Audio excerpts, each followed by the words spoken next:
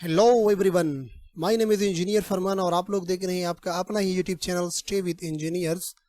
Refrigeration and air conditioning का course हमने start किया हुआ है, जिसमें आज हमने लेसन नंबर 3 को डिलीवर करना है refrigerating capacity and turn off refrigeration के बारे में।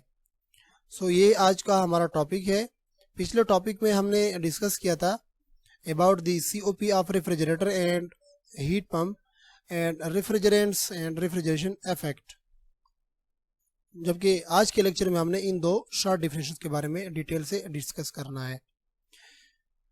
इस लेक्चर में आगे बढ़ने से पहले मैं आप लोगों को बताता चलूं कि अगर आप लोग मैकेनिकल एंड HVAC के वेरियस टाइप्स के कोर्सेज में इंटरेस्टेड हैं तो आज ही इस चैनल को सब्सक्राइब करें और साथ ही साथ बेल के आइकन को प्रेस करें ताकि हमारी हर आने वाली वीडियोस की नोटिफिकेशन आप लोगों तक पहुंचती रहे।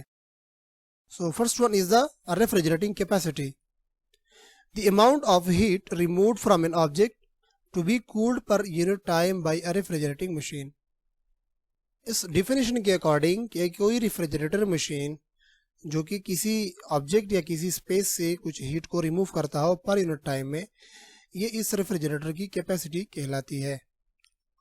लेट्स सपोज कि इस वेपर कंप्रेशन साइकिल में इसमें जो इवापोरेटर है वो इस स्पेस से कुछ 12,000 BTU का हीट जो है ये पर आवर में एब्जॉर्ब कर रहा है, यानी इतना हीट ये पर आवर में एब्जॉर्ब कर सकता है। ये इसकी रेफ्रिजरेटिंग कैपेसिटी कहलाती है। 12,000 BTU पर आवर इस रेफ्रिजरेटर मशीन की कैपेसिटी है, या फिर हम बाद में इसको कन्वर्ट कर सकते हैं वाट्स में और किलो कैलोरीज में जब हम इसकी इक्विवेलेंट्स पढ़ेंगे। Refrigerating capacity is measured in watts or in kilo calories per unit time. इसको हम वाट में या kilo calories per unit time में मायर कर सकते हैं। इन्हीं चीज़ों को हम आगे आने वाले लेक्चर्स में डिटेल के साथ पढ़ेंगे जब हम इनकी कैलकुलेशंस करेंगे। आप इसके बारे में थोड़ा सा आइडिया सिर्फ होना चाहिए। नेक्स्ट जो टर्म है हमारा वो है turn off refrigeration. Turn off refrigeration in matric system and turn off refrigeration in British system. यहाँ पे मैंने मैट्रिक सिस्टम में कुछ डिफिनेशन एक लिखा हुआ है, ब्रिटिश सिस्टम में मैंने एक डिफिनेशन लिखा हुआ है, जबकि कुछ कैलकुलेशंस है इन दोनों के साथ। Let's see it. Turn off refrigeration matric system में a machine which has the ability to reject the latent heat of fusion from 907 kg of ice at 0 degree Celsius and convert it from 0 degree Celsius ice to 0 degree Celsius water in 24 hours. The capacity of this machine will be 1 ton of refrigeration. Let's suppose कि कोई एक heat remove करने वाली machine है हमारे पास, जिसमें ये ability मौजूद है कि वो 907 kg ऑफ आइस जिसका टेम्परेचर 0 डिग्री सेल्सियस है, इसको कन्वर्ट करके 0 डिग्री सेल्सियस आइस से 0 डिग्री सेल्सियस के वाटर में कन्वर्ट करता है 24 घंटों में। इस मशीन की कैपेसिटी जो है वो 1 टन ऑफ रेफ्रिजरेशन के बराबर होगी। इसको हम एक एग्जांपल की मदद से समझते हैं। इस डायग्राम में आप लोग देख सकते हैं कि इस बर्तन में मैंने कुछ वाटर जो है वो रखा हुआ है। लेट्स सपोज कि इसमें जो वाटर है इसका मास है 907 kg यानी 1 टन है, और जो टेम्परेचर है इस वाटर का वो है 0 डिग्री सेल्सियस। इस वाटर के बर्तन को हमने एक बड़े रेफ्रिजरेटर में रखा हुआ है जहाँ पर हम इस हीट को रिमूव करना चाहते हैं। अगर ये रेफ्रिजरेटर इस वाटर को 24 घंटों के दौरान 0 डिग्री सेल्सियस के आइस में कन्वर्ट कर सकता हो, इसका मतलब कि इस रेफ्रिजरेटर का जो कैपेसिटी होगा वो 1 टन ऑफ रेफ्रिजरेशन के बराबर होगा। मैं एक बार फिर से दोहराता हूँ। अगर इस बर्तन में हमने वाटर रखा हो जिसका मास 907 kg है यानी 1 टन है, और इसका टेम्परेचर जो है वो 0 डिग्री सेल्सियस है, अगर ये रेफ्रिजरेटर में ये अहलियत या ये काबिलियत है कि वो ड्यूरिंग 24 आवर्स इस पूरे वाटर को 0 डिग्री सेल्सियस के आइस में कन्वर्ट कर सकता हो, इस रेफ्रिजरेटर का जो कैपेसिटी होगा वो 1 टन ऑफ रेफ्रिजरेशन के बराबर होगा। और during this time in 24 hours में जब 0 डिग्री सेल्सियस का वाटर कन्वर्ट होगा 0 डिग्री सेल्सियस के आइस में, इसका मतलब कि इस दौरान जो हरारत होगा वो 72,000 किलो कैलोरीज का खारिज होगा। आई होप कि यहाँ तक आप लोगों को थोड़ा बहुत क्लियर हो चुका होगा। यहाँ पर आप देख सकते हैं 1 टन ऑफ आइस का अगर मास जब हम देखें सो मेट्रिक टन जो है वो 907 केजीज के बराबर होता है, जबकि आइस का जो लेटेंट हीट ऑफ फ्यूजन है वो मेट्रिक सिस्टम में 80 कैलोरीज पर केजी के बराबर होता है। ड्यूरेशन हमारे पास 24 आवर्स है। सो कैलकुलेशन के लिए हमारे पास टोटल हीट जो है वो 907 की जगह हमने यहाँ पर 900 लिखा है ताकि हमें कैलकुलेशन में आसानी हो। आप अगर बिल्कुल एग्जैक्ट कैलकुलेशन चाहते हैं तो आप यहाँ पर इस 900 की जगह पर 907 लिख सकते हैं, लेकिन मैंने कैलकुलेशन की आसानी के लिए ताकि आप लोग बेहतर समझ सके यहाँ पर 900 लिया है, यानी 900 और 907 में इतना ज़्यादा फर्क नहीं है। सो 900 केजीज मल्टीप्लाइड 80 कैलोरीज पर केजी, इसको अगर हम मल्टीप्लाई करते हैं तो इससे 72,000 कैलोरीज पर 24 आवर्स में ये हीट हमारे पास रिमूव होगा। अगर हम यहाँ पर बर्फ से वाटर बना रहे हैं तो ये हीट जो है रिमूव होगा, और अगर हम वाटर से बर्फ को बना रहे हैं तो ये हीट हमारा एब्जॉर्ब होगा।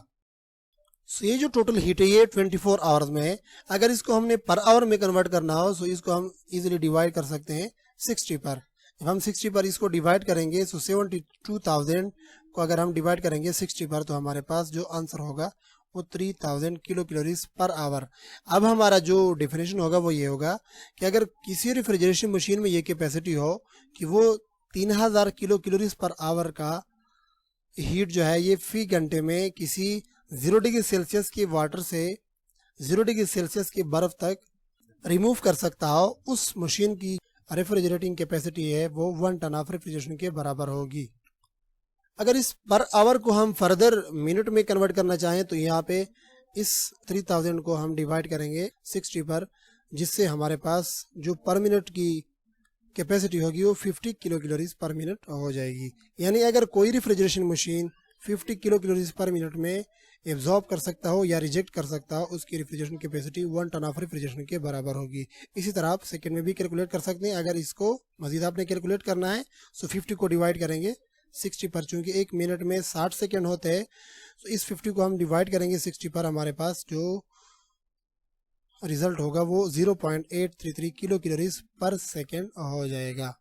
सो ये तो हमारी कैलकुलेशन हो गई मैट्रिक सिस्टम में। जो ब्रिटिश सिस्टम है जिसको हम मोस्टली यूज़ करते हैं आजकल भी, उसके मुताबिक a machine which has the ability to reject the latent heat of fusion of 2000 LB, 2000 LB जो है ये 1 टन ऑफ मास के बराबर होता है।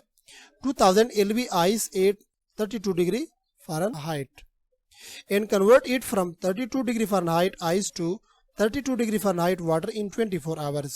अगर किसी रेफ्रिजरेशन मशीन में ये कैपेबिलिटी हो कि वो 2000 पाउंड बर्फ को कन्वर्ट कर सकते हो 32 डिग्री फ़ारेनहाइट आइस से 32 डिग्री फ़ारेनहाइट वाटर में इन 24 आवर्स, सो इस मशीन की कैपेसिटी भी हमारे पास 1 टन ऑफ रेफ्रिजरेशन के बराबर होगी।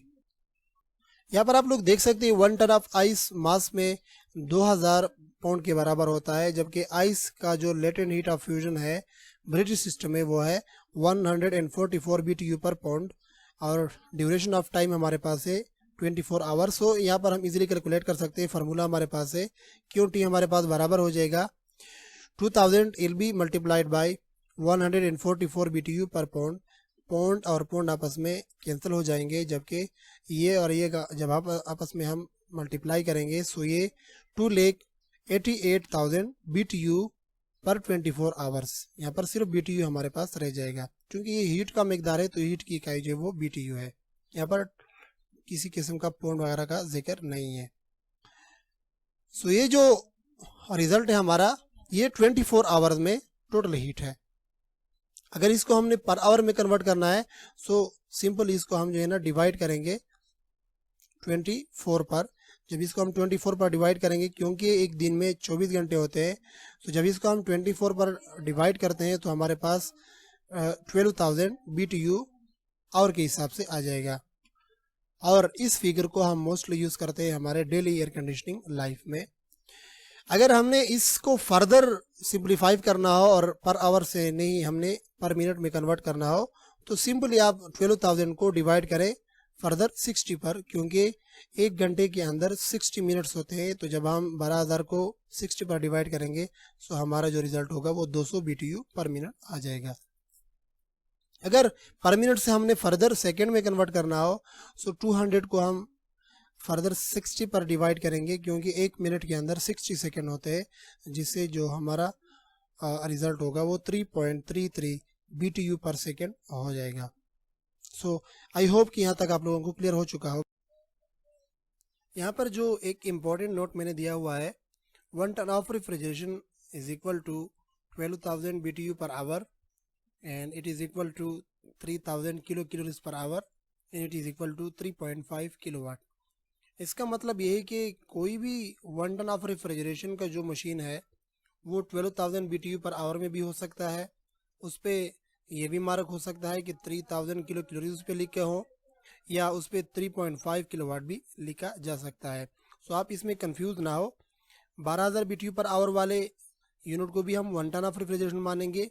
अगर किसी यूनिट पर ये लिखा होगा तो इसको भी हम 1 टन ऑफ रेफ्रिजरेशन मानेंगे, और अगर किसी यूनिट पर ये रीडिंग लिखा होगा तो उसको भी हम 1 टन ऑफ रेफ्रिजरेशन मानेंगे।